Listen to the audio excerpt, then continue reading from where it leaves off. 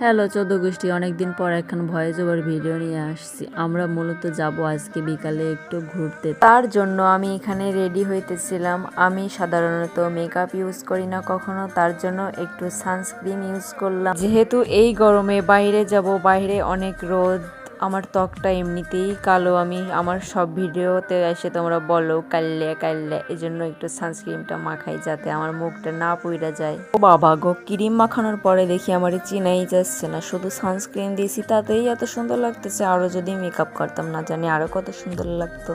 মুখে ক্রিম মাখানো তো শেষ, এখন আমি ঠোঁটে দেওয়ার জন্য বৌদিরে বলতেছিলাম একটা লিপ লাইনার কেটে দিতে। উনি বলতেছিল এইটা কাটার দরকার নাই, আমার কাছে অনেক প্রকারের লিপস্টিক আছে, সেইখান থেকে একটা ইউজ করো। আমি তো কখনো এগুলো ইউজ করিনি, এখন আমি এইখান থেকে কালার বাছতেছিলাম কোনটা ইউজ করব। আমি আসলে কালার চিনি না, কোনটারে ভুলভাল কালার বইলে দিও না, এরপর তোমরা আমার কমেন্ট বক্সে এসে ঝড় তুলবানে।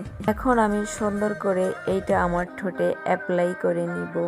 তারপরে ভাই ফোনের সামনে আইসা লিপস্টিক লাগানো আমার একদমই পছন্দ না, এত ন্যাকামি আমার সাথে যায় না। তারপরে বৌদিরে বললাম একটা আয়না দিতে, আয়না দিল। আমি এখন সুন্দর করে লাগাবো, মানে লিপস্টিক, অন্য কিছু না। আমারে এখন কেমন লাগতেছে কমেন্ট বক্সে কিন্তু অবশ্যই জানাবে, না হলে কিন্তু তোমার বাড়ি যেয়ে জিজ্ঞেস করে আসবো। বুঝতে পারছো? ভিডিও দেখো আর আমাকে কেমন লাগে এইটা বলবা না। এমনিতে কখনো ঘামি না, বাসায় বসে থাকলে আমার ফ্যানও ইউজ করা লাগে না, আমার কখনো গরম লাগে না। কিন্তু আমি যদি কোথাও বের হই, ভাই রে ভাই, দুনিয়ার সব গরম মনে হয় আমার পরেই চলে আসে। মানে এত ঘামাঘামি, মুখের অবস্থা এত খারাপ হয়ে যায় বলার বাইরে। সব কিছু শেষ, এখন আমি একটা টিপ পরে নেবো। ভাই টিপ তো আমি পরবো, টিপ ছাড়া আমার দুনিয়াদারি অন্ধকার। আমার টিপ পরতে অনেক ভালো লাগে, তাও আবার এই ছোট ছোট খয়েরি টিপ আমার খুবই পছন্দের। এটা হয়েছে আমার ফাইনাল লুক। এখন আমি ক্যামেরার সামনে একটু ঢং করব, আয়নার সামনে যাই একটু ঢং করব। তারপরে আর কি, এখন আমরা বাসা দিয়ে বের হয়ে গেলাম। আমার ভিডিওটা যদি এই এলাকার আশেপাশের কোনো লোকজন দেখে থাকো তাহলে অবশ্যই কমেন্ট বক্সে বলবা। রাস্তাটা যদি তোমাদের পরিচিত হয় তাও আমাকে জানাবা। চলে গেছিলাম সালতা উপজেলার ভিতরে। এইখানে গিয়ে আমি কয়টা ভিডিও অ্যান্ড ছবি উঠাবো, তার জন্য গেছিলাম। অনেক রোদ ভাই, আমি তো তাকাইতেই পারতেছিলাম না সামনের দিকে। তারপরে আর কি, তাও একটু রং সং কইরা কয়টা ভিডিও কয়টা ছবি উঠাইলাম।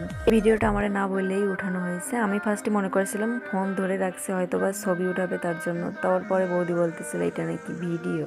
তারপরে আর কি, বাসা থেকে যেটা উদ্দেশ্য করে বের হইলাম, আমরা চলে গেলাম সেই গন্তব্যে। এই রোদে গরমে আমাদের তিনজনকে কেউই আটকাইতে পারলো না, আমরা চলে যাচ্ছিলাম আমাদের গন্তব্যে। আমি শুধু জানতাম আমাদের এলাকায় মনে হয় শুধু খড়ি পাওয়া যায়। ভাই এদিকে আইসে তো আমার মাথা নষ্ট হয়ে গেছে, চারিদিকে শুধু দেখি খড়ি আর খড়ি। হয়েছে ফরিদপুরের সালতা উপজেলা, এটা নাকি পেঁয়াজ চাষ আর পাট চাষের জন্য বিখ্যাত। এটা তো